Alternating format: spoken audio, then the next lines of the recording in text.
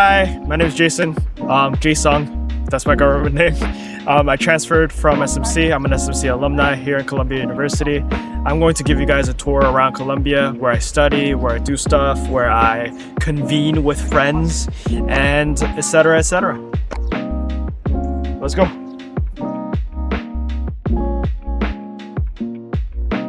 So this is the Butler Library. This is a library that other people, outsiders, can't actually enter in, which kind of sucks. It's like the most kind of vibrant place in the entire campus, and also it is the most quiet and most kind of people studying kind of place over there. I love Butler Library. I've spent hours there studying and stuff like that, and so that's where I would be going if I want to study with other people who are strangers that I don't know watching me, and I'm also watching other strangers study, and that kind of vibe of when studying with strangers. If I want that kind of vibe, that's where I go.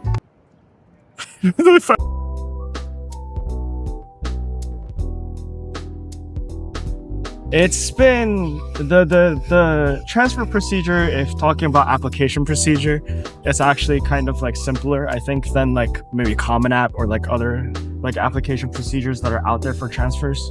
I think Columbia makes it super easy. I think having a private school doing the application procedures is really easy. I know how hard it can be to transfer from SMC and do all the application procedure during your semester while studying for other subjects. So I especially really appreciated that. If talking about my experience here at Columbia, now that I'm a transfer student here, it's not easy. It's actually very hard. I would say that the academics is the difficult part. And because a lot of people here, in my opinion, don't really focus a lot on academics. They focus on career, they focus on personal projects, they focus on other things outside of academics. They get to have sort of a quote unquote easier lifestyle. But at the same time, because I'm kind of driven to be more academically successful, I think it yields a lot more work than I first presumed it would. Social life is okay. I think a lot of GS students, especially for transfers here, they don't really have a lot of per se social skills. I think a lot of them are very kind of closed in, and a lot of them was it working on their own and doing studying on their own. And so it's kind of hard to find a lot of great friends, but those that you do find are really close friends. They become very, very close, and I think that's something that's awesome. I always say this: you'll find the quirkiest group of people at GS, but you'll find your quirkiness in GS. And I think that's kind of the best thing about GS, and you find your community. GS is a general studies, School of General Studies. It's where all the transfer students are placed when they transfer over from other colleges to here. That's kind of it's kind of like a watermelon shell description. You can transfer to CC and Cs and stuff like that. And there's definitely programs that allow you to do that. But GS is definitely one of those places where a lot of the community college transfers and other school transfers come. Oh, this is a church. And sometimes I pray here. I'm Catholic.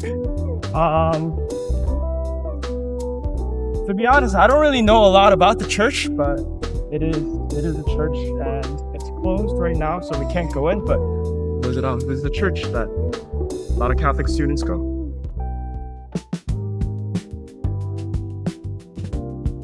So one of the most challenging things about being an international student here, I think, is was it moving in probably. I had really hard time finding housing. It's not easy, and you have to apply super early, and I didn't do that. And so that was very hard for me to find housing. Another thing that was kind of difficult for me was there is a great amount of international community here at Columbia University, but it is very much you have to go out there and then you have to grab it on your own. The community itself is not going to come to you. And I think that's very obvious for every other universities and colleges as well. But something that I found surprising was, I think you do need to do a little more work than other institutions in order for you to get yourself out there socially in Columbia in general. And for an F1 student who, I'm really blessed because I have a great many English skill, but maybe for somebody who might not have an amazing English skill, might find that very, very difficult. Another thing is the ALP program. The ALP program is called a Language Placement Program. I forgot what the A stands for, I'm sorry. But the Language Placement Program at Columbia University is way too strict. Actually, I would say that that is the most turn off for a lot of international students. Sometimes you have to take a whole year of just English classes. And I would say that that's a very, very big deal for students. Not whole year, maybe a whole semester. And sometimes you have to take a whole semester of English classes, which is a very, very much big deal for international students. And sometimes like it's easier to try to learn English before coming to Columbia so that you can get yourself placement outside of the language placement program. And I would say that's like the biggest hardship, is that a lot of classes are strict because they want you to succeed, but also it is strict in a way that you have to go to school longer, or you have to take more additional classes that you might not have to take at other institutions.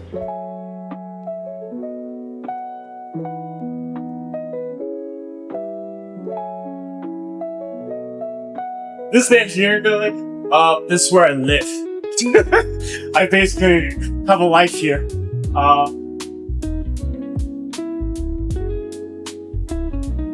That was not a tracked glass. I hope you're okay with that. But yes, this is the computer science department. And we have two different separate computer science areas and departments in the school. One is here and one is in Schermerhorn. But I'll be showing you to the mud section.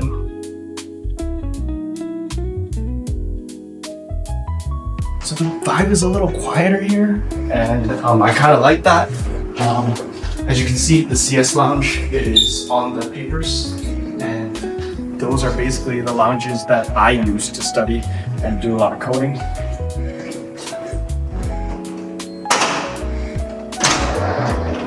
Hopefully there's no one there.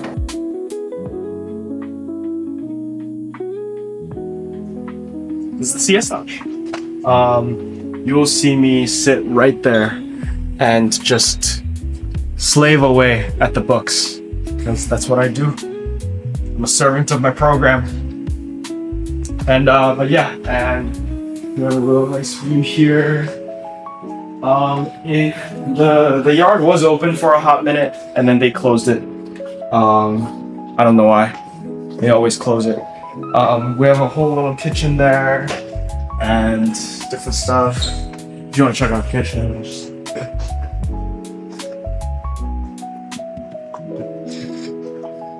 here's the kitchen. 2 microwaves, a fridge, little coffee stuff, so that you can work harder and, you know, pay taxes. Anyway, yeah, this is CS lounge. It's closed. I'm sorry, but yeah, that's the lab. I was about to show you the lab. It's an engineering, electrical engineering lab.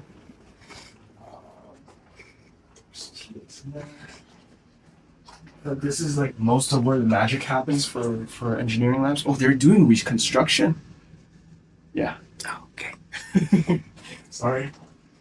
I was like, what? But anyways. One of the biggest challenges I would say for a transfer student coming in to a different institution, like any university, like same with Columbia, but any university, is you're kind of placed in a bubble when you're at Santa Monica College and at a community college. And the bubble is like, it's familial, it's very homey, it's very, people love you, and like we all love each other, we all support each other, and it's very, very nice and kind. Once you go out of the community college and you go to the university aspect, like the community, I think that the university community is more like everybody has so many different intentions and they have so many different things that is going on in their mind that like so many people, like it's harder to like find a community that will love you and that will adore you, that will be that familiar community for you. And I think because of that, I think it's naturally harder for any transfer student to come to a university like this one and kind of have an easier time assimilating, because I think it's kind of hard to assimilate to any place when you transfer out. But especially in Columbia University, I would say, it's because it's in New York City And because a lot of people in New York City are very closed in, I would say that it's even especially harder for students from other places convening here to find a community for themselves. And with that being said, there's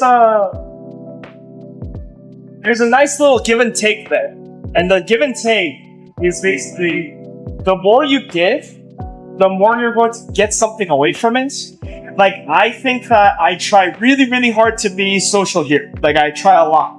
And because of that, I found a couple of friends that are really, really close to me, that I adore, that I love. And those are the community that I will always be a part of, even after graduating away from Columbia.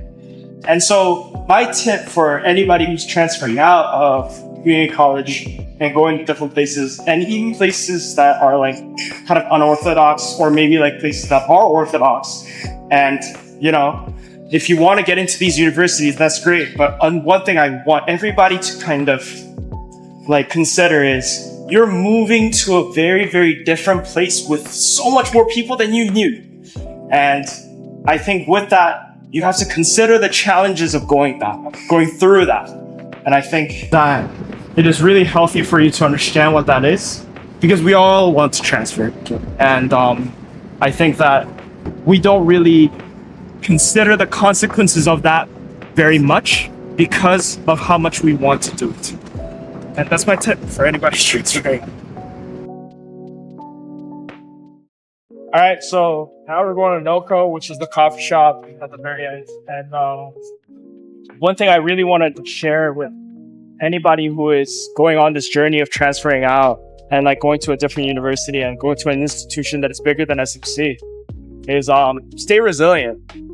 Don't let adversaries and don't let failures stop you. I got dropped and rejected by every institution that I applied for the first time around. And I decided not to let this stop me, and I did it again, and I got into Columbia. And so I think that's a whole, an amazing turn of events for me, and I got really lucky. I'll admit that too. I got lucky. And I think for every single person that is watching this, if you really, really wanted to transfer out to a place, I would say that the biggest aspect that you should always carry yourself with is the ability to heal from a wound. And, don't let getting hurt will stop you from transferring out and working harder. I worked super hard, and here I am. And New York City, kind of don't like New York City, to be honest. Not gonna lie to you. Don't tell any New Yorkers. I kind of not my vibe. I think people are way too antisocial here. I don't know what's going on most of the time, but at the same time it's not my vibe. But aesthetically, I'm gonna be honest with you. I mean, try finding a more aesthetically pleasing place than New York City. It's really beautiful here, but the people are not really my vibe. As I say that, there's so many people around me. I don't know what I'm gonna say. But anyway, this is the cafe that I study at as well. This is the cafe that I study at whenever I want to look outside. It's transparent windows, it's beautiful, high ceilings. And that's usually where I park my car. And also, if you were driving,